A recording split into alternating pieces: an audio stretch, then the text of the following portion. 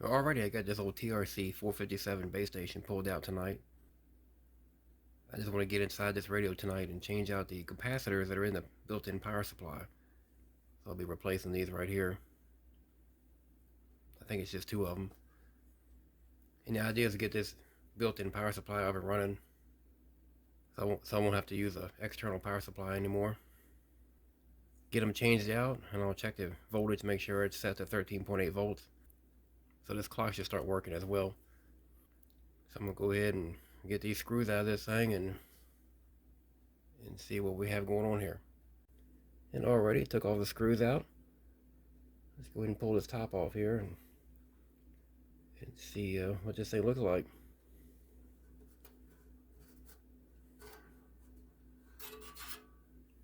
Well, it's pretty easy. Huh. Well, a little bit of dirt in here.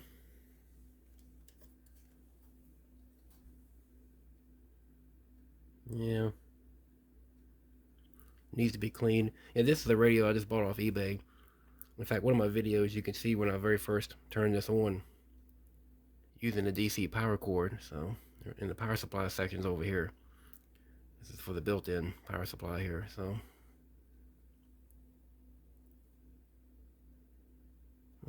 get a closer look here.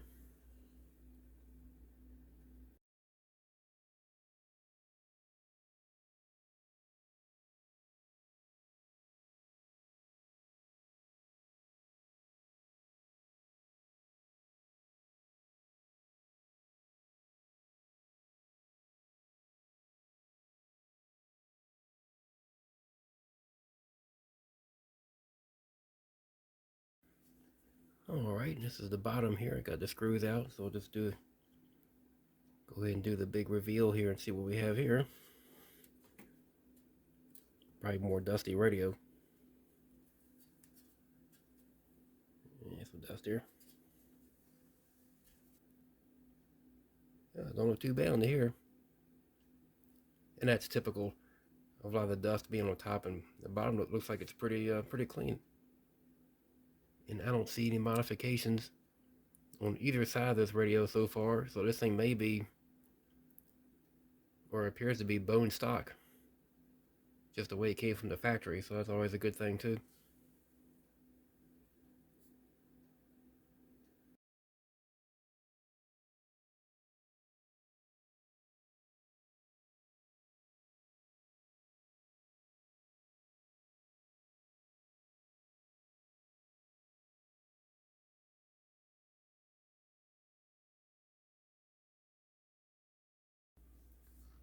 Alright, I got those two capacitors changed out. These two are the old capacitors that came out. And then right here you can see the two new ones that I've installed. And plugged it into the AC line, and sure enough, the clock did start up.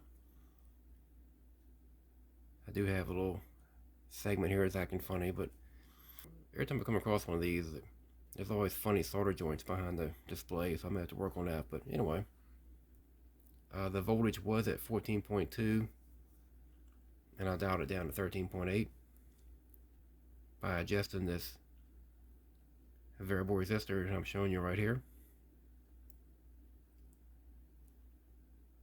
And when I check my voltage, typically I check it with the negative probe from my meter, just going into the DC power jack on the back of the radio, where the negative connection is. Just make a connection there.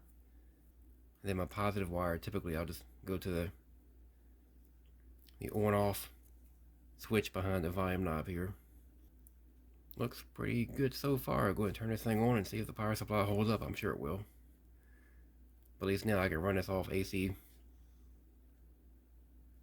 at the correct voltage and not have to deal with a external power supply anymore.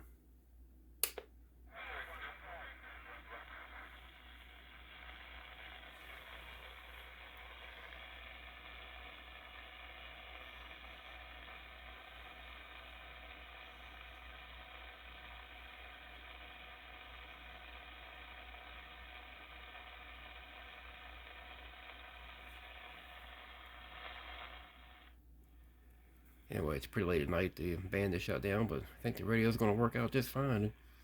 It's a little rough looking, as you can see all around here, and a lot of pitting on the front bezel. Still need to unlock the clarifier and do a full alignment of the radio, but for right now, I'm just doing the capacitors and the power supply just to get it where I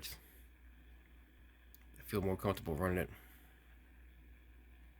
on AC. So, okay. So, until the next time, I'll just get this thing put back together for now.